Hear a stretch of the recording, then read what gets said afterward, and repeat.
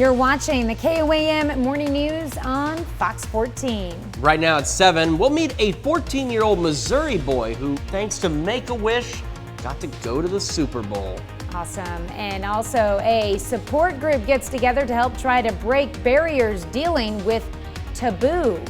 As we take a look at the MoDOT camera, 32nd and range line, the roads are wet, the rain is falling. How long will it last? And what are temperatures going to do over the next couple of days? Those answers coming up. The 4 states' most watched news starts now. Thanks for joining us for the KOAM Morning News on Fox 14. I'm Tanya Bach. An attempted illegal U-turn leads to the death of a Springfield, Missouri man. The crash took place just after 4:15 Saturday morning on Missouri 360, 1 mile west of Republic, when a tractor trailer attempted to turn around on the James River Expressway and then block the road. 2018 Ford Taurus driven by Gary Sawyer of Springfield struck the passenger side of the trailer on the dark highway. Sawyer was pronounced dead at the scene. Next of kin have been notified. Area firefighters joined forces to battle a blaze at a turkey barn in Jasper County. Just after 3 Monday morning, reports of a turkey barn fire alerted Jasper County Emergency 911. Multiple crews answered the call to join with Avila Fire Department, Jasper County deputies, and Mercy Ambulance. Responders witnessed smoke and flames from one of 4 turkey barns located at 587 Iris Road, a half-mile west of the Lawrence County line. Crews had the flames under control in about an hour, but many units remained on the scene until after 5 a.m. On Monday, a support group met up in Joplin called the Non-Permitted Project. It's a collection of people from different backgrounds who share the common goal of tearing down barriers of taboo and non-permitted subjects. The group also connects members with local community resources. Absolutely. Our whole mantra is bridge the gap. We're trying to bridge the gap in the community, those who provide a service and those who need that service. And a lot of times there's a disconnect, and that's what we're trying to help bridge. You can find more information about the project on our website, KOAMnewsnow.com. 12-year-old boy from Missouri sat in an Arizona stadium as history unfolded. Make-A-Wish sent the Kansas City Chiefs fan to watch his favorite team play in a Super Bowl. Mercedes McKay has his story. The Chiefs are going to Super Bowl so bad. Woo! It's been the experience of a lifetime for Cottleville native Gavin Meyer. Honestly, it just makes my heart so happy. I'm speechless. The 12-year-old has Duchenne muscular dystrophy, a battle that his mom, Barbara, says is lifelong. Gavin has to get weekly infusions, and lately it's been a little tough for him. But once he found out that he would be in the stadium to watch his favorite team fight for the biggest trophy of the year, this big grin hasn't come off Gavin's face. From the moment he walked in that studio to seeing him now here, he hasn't stopped smiling. He's happy all the time, but this has just took him to another level. Really helps us know that someone cares and that they're with us through this battle. Make-A-Wish Missouri and Kansas partner with the NFL to create an unforgettable itinerary for Gavin and 16 other kids just like him. Our Wish kids are our heroes. They inspire us in everything we do every single day. From a private behind-the-scenes tour of State Farm Stadium to Top Golf to even hanging out with some of the NFL's biggest stars. Gavin met Manny Jones and decided that was his new BFF. They took lots of pictures together, played ping pong. It's dances and laughs like these that Make-A-Wish hopes Gavin will take with him forever. I'm hoping that when days are tough and when Gavin needs a little bit of a boost, he can look back on this experience and truly just give him that extra step to go and conquer anything. From a kiss on the shoulder to a picture on the field. It's all these special moments from the week that remind Barbara her family isn't alone. It kind of makes me a little teary-eyed. I can never thank Make-A-Wish enough for this amazing experience. All right, we've got rain across the region. We've still got it. It will continue through the morning. We could even have an embedded thunderstorm or two. No strong storms expected this morning. More of it rolling in from Oklahoma, and it will again continue throughout the morning. Bourbon, Crawford, Cherokee, and counties in southeast Kansas, all of southwest Missouri, wind advisories through 3 o'clock tomorrow morning. And for everybody else, they run until 6 this evening. We're also watching the possibility of some redevelopment of storms across southeast Kansas. Now, All of the severe threats are highlighted, but these are very low-end risks. They're not zero, but they are there. So we'll keep an eye on it, and you keep your eyes right here to KOAM. We'll keep you updated if anything happens. Now, again, through the morning, the rain, showers, and even a thunderstorm or two will persist. By the time we get into this afternoon, today about noon to 1, we start to clear out. That also allows us to warm up a bit, or into the mid-50s, and then by 3 to 6, we could see that redevelopment of storms across parts of southeast Kansas. So again, something that we will keep an eye on. Through the morning, strongest wind gusts in that 50 to 55 mile an hour range. And as we go through the rest of today and into the afternoon and evening hours, even into the overnight, those gusts will be upwards of, say, 40 to 45 miles an hour. We're looking at 1/2 inch to 3/4 of an inch on average for rainfall. Wet roads out there right now as the rain continues to fall. We're going to take a complete look at your forecast here in just a few minutes. All right, well, coming up, Jasmine Kyle steps into our studio to tell us about 3 dogs at the shelter who are looking to find their forever homes. And later, we'll take you to Academy Sports to show how Chiefs fans are stocking up on merch. You're watching the KOAM Morning News on Fox 14. In Health Watch this morning, some may benefit more than others from a COVID-19 booster shot. Researchers ran a statistical analysis of COVID death rates, looking at the vaccine's effectiveness in protecting people from dying of the disease. While they found it very effective in protecting older people, it made little difference in the death rates of younger people. Scientists say this is most likely because younger people are less likely to die from COVID-19 infection in the first place. However, the team notes the vaccine still benefits younger folks as people under 50 do really get sick from the virus, and they can transmit it to others who may be more vulnerable. Well, we may be one step closer to detecting people at high risk for endometrial cancer. It's the most common gynecological cancer in the U.S., and currently there are no screening guidelines for it. Researchers used data from 19 case-controlled studies involving white women between 45 and 85 and developed a model that may help figure out which women are at highest risk for developing the disease. They found risk factors could be easily collected in a clinical or public health setting and could help distinguish between women at high and low risk for endometrial cancer. Further research will be necessary before this model could be used in a clinical setting, as the model did not generate race-specific estimates for the disease.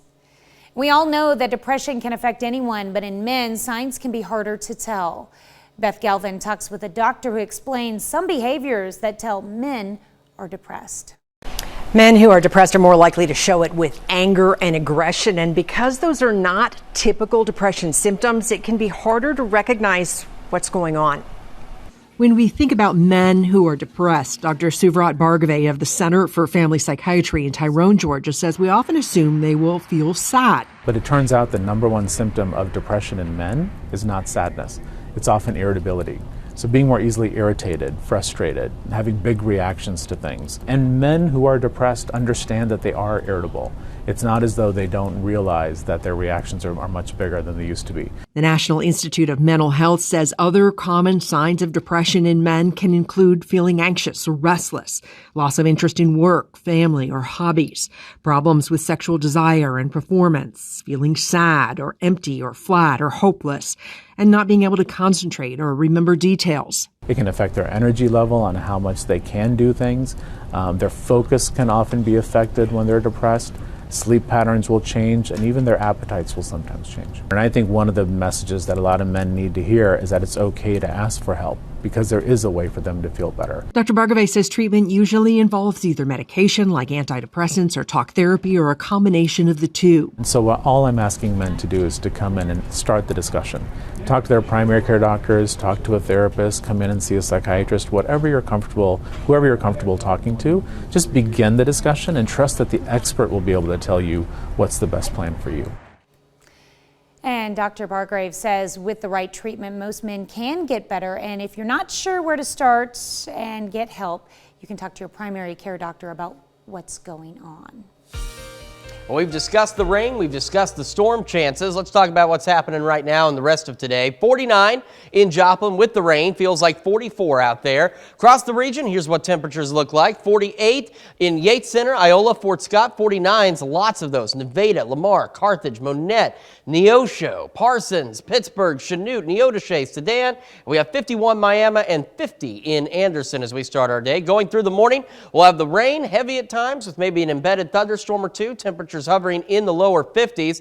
As we go into the afternoon, again, we get a break in the rain by about 1 o'clock. We'll clear out, start to warm up into the mid-50s, and then we're watching that potential for storm redevelopment in southeast Kansas later this afternoon, say again between about 3 and 6. Down to 41, still breezy as we head into the overnight hours. Those winds won't let up until early tomorrow morning, and then they'll be breezy again as we head into Wednesday. 67 tomorrow, 40-some-odd degree drop in temperatures down to 26 Wednesday night. Some light showers, maybe even some light flurries in our northwestern counties into Thursday morning, 35. Still cool Friday and Saturday, 45 and 48. And we start to warm back up toward the 60s by next week. We're back with more right after this. All right, welcome back. We've got Jasmine Kyle in studio this morning from the SEK Humane Society. And we have a story. I know we talked about this several months ago. Yeah.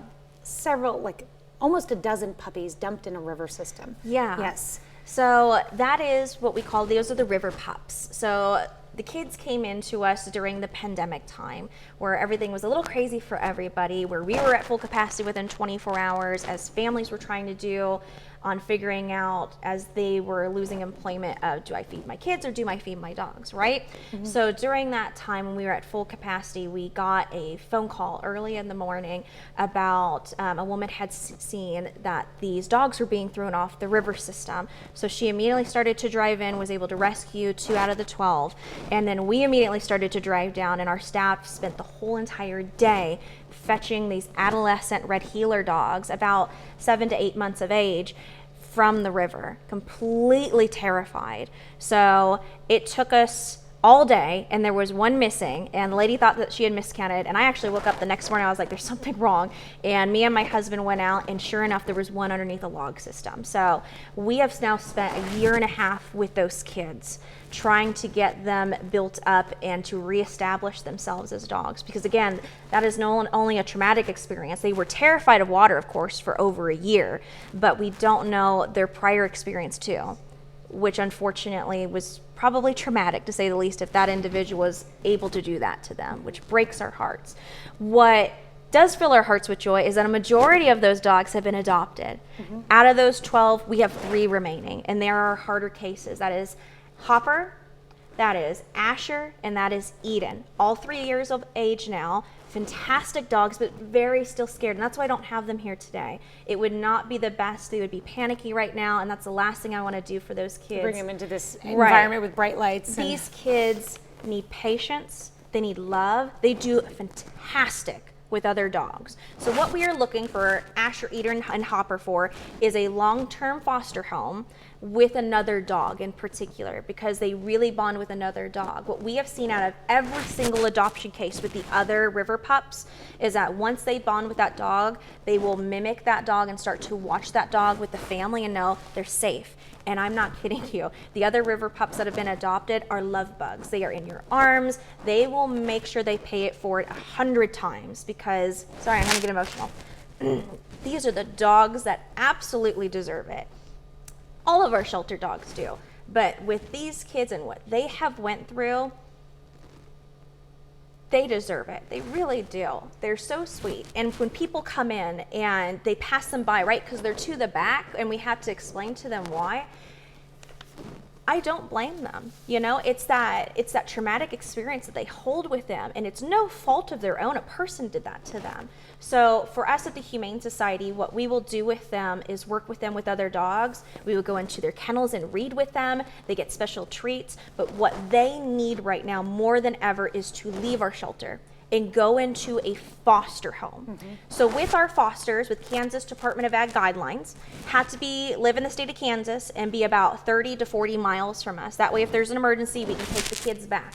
We will provide everything food, blankets, toys. If you are running low when you are fostering, we will hook you up. We will give you everything. If you provide the love and time for that dog to start to work on those trust issues and really bond, that's everything. And you do not have to foster to adopt either. We'll get that where, we'll get attached. And I know it's hard. That's the hardest thing for a foster. I've been a foster for 8 years now, but it pays its way forward in leaps and bounds. But if you eventually decide to adopt, you can. Exactly, yeah. So even while you're fostering, especially for these cases, when you are doing long-term foster to adopt, so maybe you're fostering, getting the hands of it, but if you see that connection, you're like, yeah, this is our fur baby. Talk to us. We can absolutely do that. Because when fostering, they're not available as of yet at that point in time, especially for these 3 river pups. And we would love, especially for the river pups, for their own fosters to adopt them. If they can't, we understand, but we would love that because those kids are going to make that deep connection with your other canine and with your kids in particular. Are the other river pups in foster homes right now, or are they adopted? Yeah, so the other, besides Eden, Ashton, and Hopper, all the others are adopted. They had the same situation where they went into about 1 to 2 months of foster care. The same thing happened. 1 to 3 weeks, they were really off guard, a little scared, went into and really bonded with the family's dog. And then after those first 4 weeks, that's when they went into the family. And that's where they were able to start working like a normal dog. It blew my mind because here in Pittsburgh, we'll see some of the kids out in the street that have been adopted. And there was one of the river pups walking with the family. I was like, oh my gosh, he's out on the street. He's enjoying life. It's amazing. When you walk by those kennels, you would never guess that a dog can be like that. And you just have to give them a chance. You just have to open their heart and be patient with them and give them kindness. And I am not kidding you. It will pay its way forward. Please give them a chance. Okay, so you can sign up to be a foster online, or you can give you guys a call, recap your hours when you're open? Yeah, so we're currently open on the weekend, Saturday noon to 4, Sunday from 1 to 4. But if you submit a foster application or adoption application, we'll call you and we can set up for an appointment for almost any day of the week for you. All right, sounds wonderful. Thank you so much for coming in. Thank you. We'll be right back. They do. We were discussing something. Well, hey, something more important, though. It's going to be a very special Valentine's Day for some North Carolina widows. Dozens of volunteers are working to make sure they know they are still loved on this special day, even though their spouse isn't there to celebrate with them. Amber Rupinta has the story. They're doing such an awesome job. You can call this a labor of love for these volunteers. Doesn't it look cute in that? They're spending the day before Valentine's Day assembling arrangements. It's wonderful. They'll all be special deliveries for widows February 14th. Denise Klimas is one of the volunteers. It just warmed my heart. As a widow herself, losing her husband Ken to cancer, this all has special meaning. I walk up to a door with a bouquet of flowers, and she goes, "Did you know my husband?" And I said, "I did not, but somebody was thinking about you." I'm a widow myself, and I could really connect with her about what she was feeling. That is exactly why Marie Martin started the project. For Mother's Day, we did a trial to see if it would work. We were just overwhelmed at how many people's names we got in that, so we decided we would do it for Valentine's Day. We do have some widows that this will be their first Valentine's without their spouse. After that first trial run in Marie's kitchen, the project has turned into her new nonprofit called Mom Wishing Widows Well, with a big assembly at the Cary Senior Center. Our goal was to do 200 arrangements. For months, they've been on the hunt for vases, and the community has shown a lot of love. Julie Berry, who's floor manager at Harris Teeter, show us how to do the assembly line, Trader Joe's, Costco, Mellow Mushroom. But the real treat comes on Valentine's Day, when the deliveries are made. It says, "Happy Valentine's Day, you're not alone, you're loved." A message that hits home, especially for volunteers like Denise Klimas. After a while, people forget about these kind of occasions. And so what Marie is doing with this is just great. I'm probably going to be delivering tomorrow, and I get to have that same joy of seeing their smile on people's faces. Now, the group is already taking names for next year's Valentine's Day delivery. Besides widows, they're also giving some arrangements to Transition Life Center and the Wake nonprofit Passage Home. Well, that group helps women and families achieve housing and income security. Certainly an excellent source there. There you go. We'll be right back after this. The 4 states' most watched news starts now. Welcome back to the KOAM Morning News on Fox 14. It's currently 7:29. Everyone loves a parade, especially when it's celebrating your favorite football team. 3 years after a massive Super Bowl parade in Kansas City, the city has planned its next one. Hundreds of thousands of people gathered in KC for the parade following the Super Bowl 54 victory in February of 2020. And now the city has released the schedule and route for this year's celebration. Now, weather permitting, the parade will start at noon Wednesday at 6th Street and Grand Boulevard. It'll work its way down Grand and then head west at Union Station. The rally at Union Station is estimated to begin around 1:45 on Wednesday. You can find this information, including the route map, on our website at KOAMnewsnow.com. And the Super Bowl might be about competition, but it can also be about good sportsmanship. On Monday, Kansas Governor Laura Kelly announced she will donate her Super Bowl sports bet winnings of $165, including the original $15 she wagered. It will go to the 15 and Mahomes Foundation, Patrick Mahomes' nonprofit dedicated to improving the lives of children. A week before the football season began, the governor bet the Chiefs would win the Super Bowl. It was the first bet placed after Kansas legalized sports betting in the state this past summer. All right, we are still tracking rain widespread across the region, some pockets of heavy rain and maybe even a rumble of thunder or two. More rain on the way coming in out of Oklahoma, and this rain will persist through the majority of the morning. We've got wind advisories across the area, some of us through 3 a.m. tomorrow, the rest of us through 6 o'clock this evening. We're also watching the possibility of a few strong to low-grade severe storms in southeast Kansas. Now, all the severe threats are there, and again, this is a fairly low threat, but it's not zero. So we'll keep an eye on it, and you just keep your eyes right here to KOAM. Rain persists through the morning and into the early afternoon. It starts to clear out by about noon, 1 o'clock. That gives us a break. We start to warm into the mid-50s, and then we're watching between about 3 and 6 the possibility of some redeveloping thunderstorms across portions of southeast Kansas. Wind advisory, strongest gusts this morning where they're going to reach their peaks of about 50 to 55 miles an hour, and they'll still be gusting through the afternoon and into the overnight at 30 to 40 miles an hour with an occasional gust upwards of about 45. We're looking to pick up roughly half an inch to 3/4 of an inch of rain. Some of us may get a little bit more than that, especially if we see some thunderstorms. Roads are wet at 32nd and Range Line, the MoDOT camera there, and the rain is falling in Joplin. 49 and 44 is what it feels like.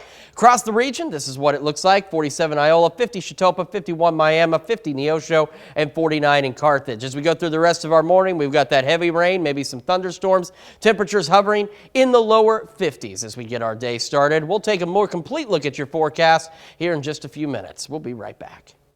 Welcome back to the KOAM Morning News. We've got Charlene Patton from the Kansas Soybean Commission with us yet again. It's Valentine's Day, and if you're like me, you may have waited till the last minute to do something, but you've got something that's really quick and easy to make for that special someone. And you know, it's Bake for Family Fun Month, so this is also a recipe that you can involve the children of all ages in doing different steps to it. We're going to start out, I have 1/8 ounce carton of soy cream cheese in here, and I let it get softened so it's going to be easy to stir. You are going to add some powdered sugar into this. I'm going to mix that in, so add that. I'll keep stirring, and then you're going to add some vanilla. Do you see that vanilla there? Yes, great. We'll add that and stir that. So these might be ingredients you already have on hand. This is going to be a healthy dessert because we've got that soy protein in there. And then we're going to put in 1 cup of whipped cream. You can use that, and yeah, you probably I think we need this. Yes, we do. And I'm just going to kind of fold that in so that we have that blended to make a nice filling. How does that look? That looks pretty good so far. Yes, it does. I'll show how we did that, stir that. And you'd want to maybe stir this just a little bit more, but because you have that soy cream cheese that we had at room temperature, it's easy to make. Then a step we've already done ahead of time that I'm going to show you, and these are little meringues, so everybody will have their own little dessert. You can make them in a circle like this, or you can make them, this is kind of heart-shaped here. But what this is 3 egg whites that you beat till they're stiff. So if you have older children, it'll be a great practice to separate separate an egg. But you want to caution them when they're doing this kind of recipe, we don't want to get any of that yolk in with the white. So we're going to mix that with a little of the cream of tartar, make it nice and foamy, and then add 3/4 cup of sugar, gradually add it in, and it'll get stiff. Put that on parchment paper on your baking sheet, and then spoon about 1/3 cup. And you can see kids will have fun doing this. We make a little indentation, and that's so that we want to put that filling in there. Okay. What I did to make the heart, though, was I had drew with a cookie cutter a heart shape on there with a pencil. Then I turned it over, and I could see where my heart design was there, and then made that so we'd have a heart. Now what we're going to do is add the filling. Just put that filling in there. So you could actually do the meringues ahead of time. They're going to bake at 275 for about an hour. Then you're going to turn the oven off and let them cool in the oven. So we'll put that in there and put the filling in. So you could make these ahead of time. And then we're going to add strawberries to the top. Right. So we have to have that red ripe for the strawberries. And then what you have over there is a little bit of salted soy nuts. That adds just a little bit of crunch. So just sprinkle some on the top there. And that'll add just a little bit of extra crunch to our desserts. How does that look? That looks pretty tasty right there. So you don't want to go overboard, just enough to add that little bit of crunch in there. That's right. And we've had this will actually make 8 different desserts. So you will have one for everyone in the family. Perfect. Well, Charlene, thanks so much for sharing this with us. And of course, you can go with the Kansas Soybean Commission to get this recipe. KansasSoybeans.org, or call our 800 number 877-KS-Soybean. All right. And of course, you can find it on our website, KOAMNewsNow.com. We're back with more right after this. All right, we've got rain across the region continuing. Some heavy rain out there, maybe even a rumble of thunder or two. More rain on the way as we go through the morning hours, as you can see, continuing to build across parts of eastern Oklahoma. We've got wind advisories for Bourbon, Crawford, Cherokee counties in Kansas, all of southwest Missouri through 3 a.m., and for everybody else through 6 this evening. We're also watching the possibility of some redeveloping storms in southeast Kansas. We've got all of the severe threats covered. The risk is very low for some strong to low grade severe storms, but it's not zero. So we'll keep an eye on that, and you keep your eyes here or to the KOAM Skywatch weather app to stay updated. Rain progresses into the early afternoon. We get a break in the activity. We start to warm into the mid 50s, and then we'll keep an eye for those redeveloping thunderstorms between, say, 3 and 7 this evening across southeast Kansas. Wind gusts this morning should reach their maximum peak in that 50 to 55 mile an hour range. However, the wind advisories, they go as long as they do, because we'll still continue with wind gusts 30 to 40 miles an hour, potentially to 45 the rest of this afternoon into this evening. Rain totals from a 1/2 inch to 3/4 of an inch across the area, and some locally heavier amounts possible with some of the thunderstorms. It's raining in Joplin. Roads are wet on the MoDOT camera, 32nd and range line. Skies are dark. We're at 49. Feels like 44 across the region. Temperatures are on the cool side, but not too bad. 46 Iola, 50 Parsons, Chatopa, 51 Miami, 50 in Neosho, and 49 in Carthage. Again, going through the morning, temperatures hovering in the lower 50s with some heavy rain, maybe a thunderstorm or two. We go into the afternoon, we stay breezy, we get that break, high of about 56 degrees. Possible storms this evening in southeast Kansas, clearing out by about 6 or 7. Still windy, dropping down to a low of 41. And a very quick check of the 7-day forecast, up to 67 tomorrow, big 40-degree drop tomorrow, down to 26. Light showers, maybe some light snow in our northwestern counties, 35 Thursday, cool Friday and Saturday, and warming up as we head into next week. Now here's Tanya with Consumer Watch. Well, in the U.S., women's underwear is being taxed more than men's, and that's according to a new report that found American women are charged a tax that is 35% higher than what their male counterparts pay. The average U.S. tariff rate on women's undergarments is 15.5% compared to just 11.5% for men's. Now, most international tariff systems have flat rates applying to all underwear, regardless of gender. In Japan and the European Union, women are taxed at a lower rate. Popular candy maker Mars Wrigley is in some hot water after 2 of its workers fell into a vat of chocolate. This happened last June at a chocolate factory in Elizabethtown, Pennsylvania. The workers fell while doing maintenance work and they were stuck in waist-high chocolate, and firefighters had to rescue them. Firefighters drilled a hole in the bottom of the tank to get the workers out. The workers both ended up in the hospital. The Occupational Safety and Health Administration investigated the incident. OSHA determined the workers were not authorized to work in the tank and did not have the proper training. The government fined Mars Wrigley more than $14,000, calling it a serious incident. Well, nearly 500,000 children's activity gyms have been recalled due to potential choking hazard. The problem with the Silver Lining Cloud activity gym made by Skip Hop lies within the cloud decoration that clips onto it. It has 3 raindrops that dangle from it by ribbons. Those raindrops can detach and then become choking hazards. Skip Hop says consumers can fix it by cutting off the raindrops with a pair of scissors. They're encouraged to take a photo of the toy with them removed and send it to the company through its website. Customers who do that will receive a $10 gift card and free shipping code for any other product. No injuries associated with detached raindrops have been reported. Well, how much have you spent on your Valentine's Day gift? According to the National Retail Federation, the average consumer will spend more this year compared to last year, about $193 per person, nearly $20 more than last year. Now, if you're trying to rein in your spending, experts say you can still shower your partner with love without overspending. Cole Higgins has 5 ideas to celebrate Love Day without breaking the bank. This Valentine's Day, consumers are expected to spend nearly $26 billion. That's up about $2 billion from last year and one of the highest spending years on record. But experts say you can still show your affection without going over budget. We're really hearing a lot of people are trying to cut back. Kristen Mitchell from the website Living Well, Spending Less recommends ditching the traditional restaurant date and spending a romantic evening at home instead.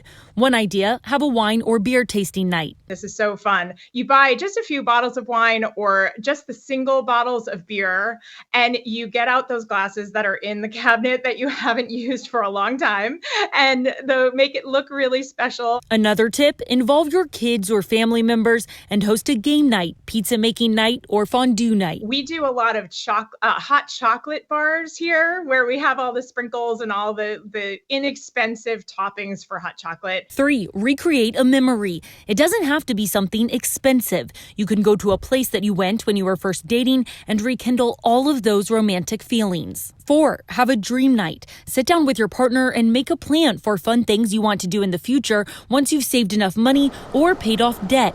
And finally, ditch the expensive gifts or jewelry and opt for something that's meaningful. Tickets to a movie that means something to both of you together. You know, is it taking a love letter that he wrote you back in the day and framing it in a beautiful frame that you got for $15, $20? Well, here's another inexpensive Valentine's Day date idea. Watch your wedding video, re-experience the moment and the memories. We'll be right back with more after this, but first, let's take a look back at market prices before the opening bell.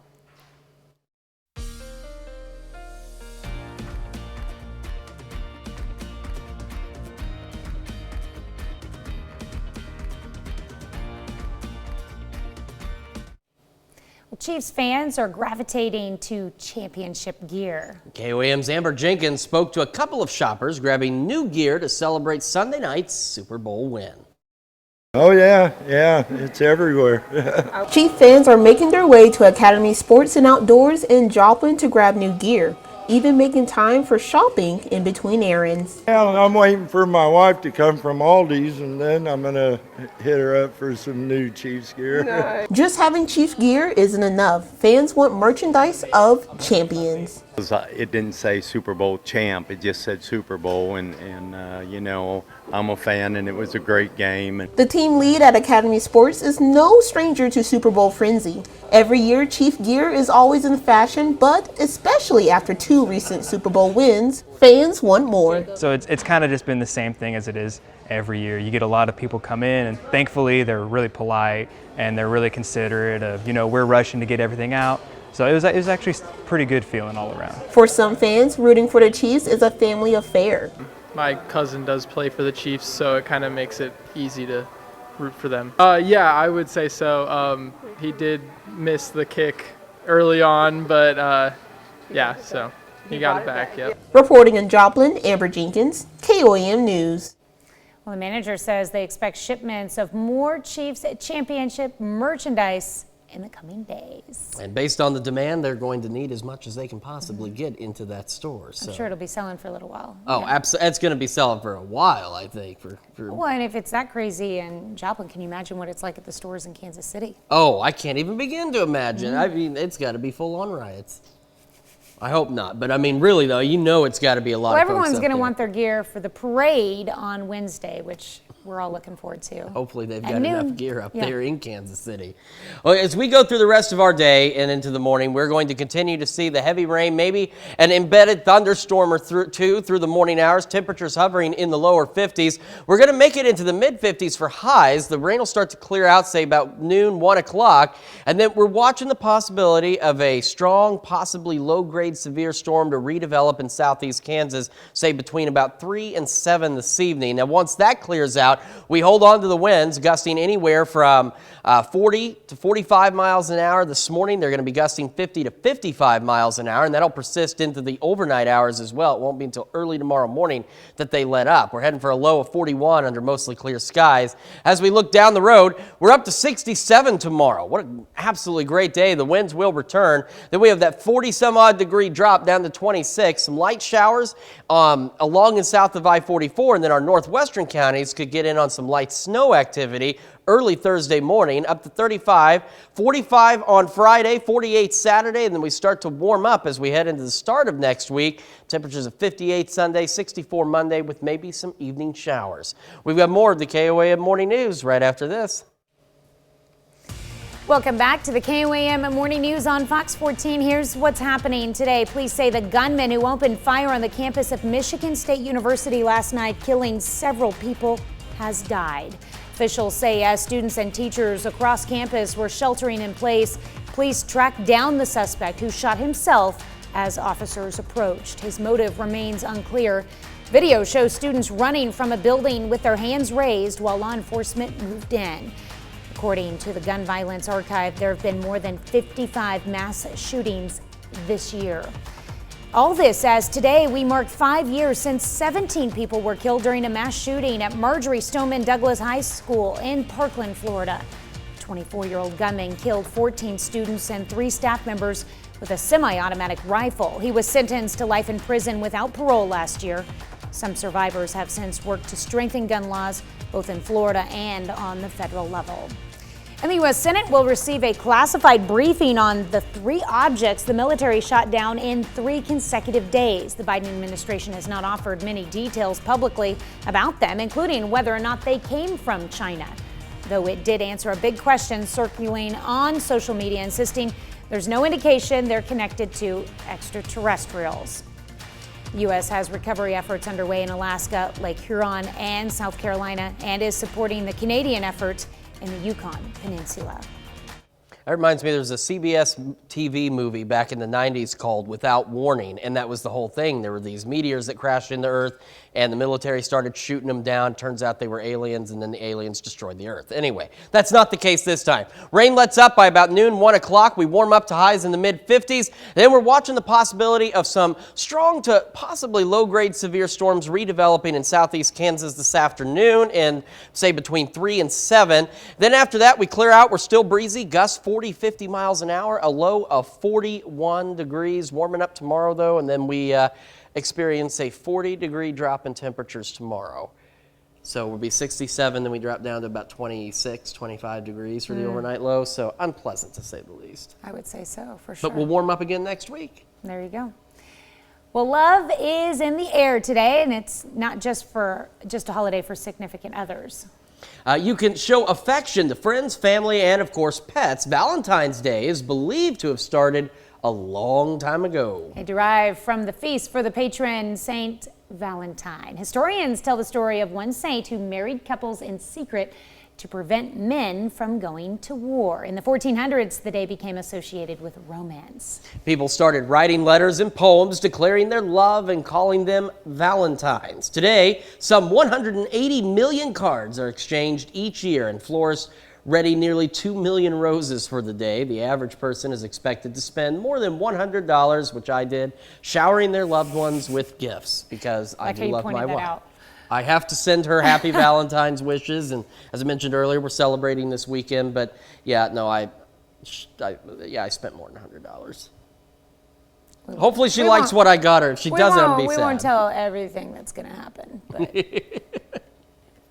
we'll see what he reveals on Monday morning. I'll let you know how it goes.